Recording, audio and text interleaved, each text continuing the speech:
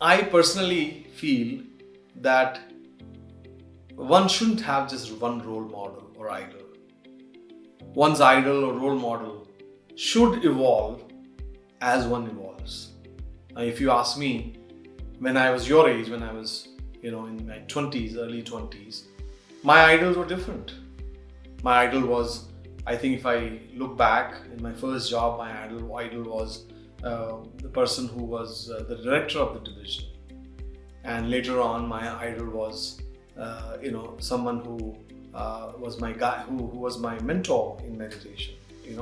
When I moved to Atlanta, and he was the guy who introduced me to meditation. His name was Victor Kannan, and he was my idol for a role model that I used to look up to. But as we all evolve, it changes. Now later on, when I got into the startup world, my idol was someone who had already built some successful startup. I remember a guy by the name Vic Mahadevan, and he was a very, very smart guy, and I used to always look up to him as my mentor in the startup arena. So he was my idol. So like that, it changes. My first job, that was in US, and I flew from India to US as the first time I was away from home. A guy who was in a greenhouse environment all his life till that time was uprooted from there and taken to a new country, new environment. And that was a pre-internet era. So the America we knew in those days, sitting here in New Delhi, was completely different from the real America, which I found after going there. And not knowing how to cook, not knowing how to drive, not knowing a lot of those things, how to make train reservation, if you want to take a train, public transport and all that. It was hard. But I think America, as it is rightly called, melting pot, right? It does, within few days or weeks, you are able to adapt yourself to those surroundings. There are a lot of cultural changes, cultural differences, which of course you get used to. But for me, the hardest part was missing family. Since I had never stayed away from them, and I used to spend a long time calling them at night, my night, their daytime. And in fact, my biggest expense in those days used to be phone calls. And that was again pre-WhatsApp era, when we didn't have free phone calls that you could make overseas. So I used to spend a lot of money, close to $300-400 just in making calls. So missing them was the hardest part. But I think, as they say, time is the biggest healer. So with time, I got more adjusted to the local environment, local, people, local friends. And of course, when I found heartfulness meditation there, that was perhaps the biggest thing, that I could say that changed my life there. And that gave me a sense of purpose in my life, and that changed everything. Then all other things that I used to feel, they actually got converged into a common purpose that I felt I started moving towards. See, biggest lessons in that process were that first lesson I would say is that people are the same everywhere. It's just that our ability to see that goodness in them. Initial days or weeks, I felt, everybody's different. They are not the same. Of course, two environments, even go from one street in Delhi to another street, things are different, right? Forget about one colony or one city or one state, and we're talking about two continents, right? I was several continents away.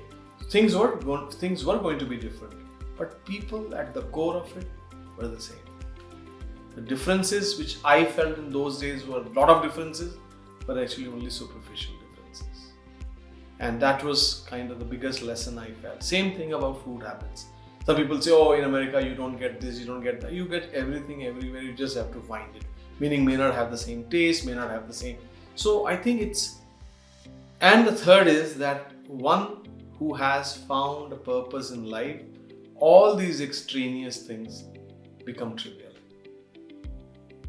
Because these things are not what make you. What makes you is what is inside you. What makes you is where you spend most of your mind in. If you spend most of your mind in thinking about differences around you, that's what you're going to feel. If you're going to spend most of your time thinking about your inner journey, inner purpose, which is common for everyone as human beings. Practices like meditation help you because the biggest benefit, I would say, one feels by getting involved in a consistent and regular meditation practice is twofold. There are many, to me those are side effects, but the biggest benefits, two benefits, that you learn to connect better with your inner world, learn to connect better with your own selves. So you get to know your own behavioral fallacies, your own weaknesses, your own strengths. You have better handle on those. You're not living in an illusory world. I am like this, I am like that. No. You learn to accept your mistakes, accept your weaknesses, and utilize your strengths as you can. Second is, it helps you connect better with the external world, because you can learn to speak to people's heart. You can learn to manage things which are thrown at you from outside world in a better way. Your interaction with the outside world improves several-fold. So remember this, if I can share this with you again, that connecting with your own self in a better way and connecting with external world in a better way.